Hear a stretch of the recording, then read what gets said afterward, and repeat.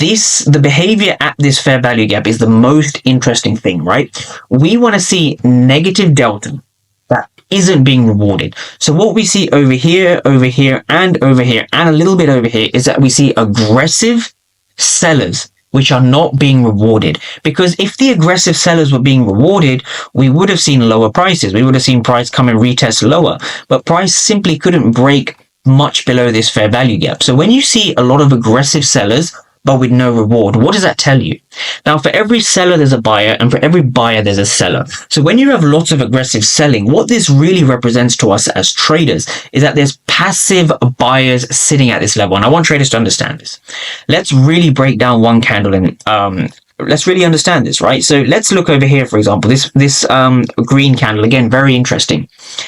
This was a green candle, but we had a wick over here, right? So if we just kind of break this back to a regular candlestick chart, what we see over here is this large green candle, which essentially was the entry candle, right? You could have entered anywhere on that candle with a stop loss just below these wicks. Now, what really gave me the indication to buy was, number one, we had a green candle, which means that the buyers are starting to step in. But what really gives traders the indication to look for valid buys over here is the fact that we had a ton of aggressive selling down here, which is something the candlesticks themselves will not show you. We had a ton of aggressive sellers down here. We can even read the order flow. We had 340 for 276, right? That does not mean there are more aggressive sellers than there are aggressive buyers. Right? That means, that does not mean there's more sellers than buyers. That means there's more aggressive sellers than there are aggressive buyers. But there aren't just aggressive participants. There are passive participants also in the market. So when we see 340 aggressive sellers for only 276, that's roughly let's just say an 80 difference. The delta is 80, right? The delta is 80. So if there's more sellers, aggressive sellers than there are aggressive buyers, and the market moves up, that means that there's passive buyers that are holding the level. And this is what really validates a fair value gap.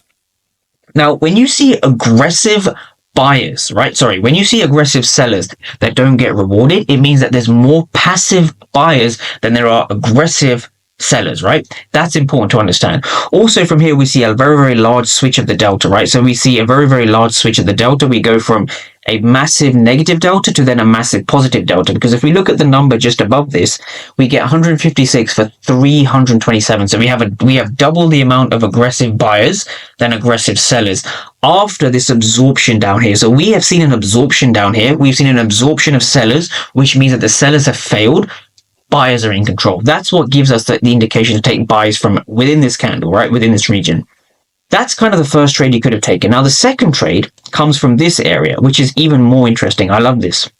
Now, this was the area. This was the fair value gap. This was the fair value gap candle over here. All right. So let's dissect how price actually behaved over here. And it's super interesting. This candle, and this candle.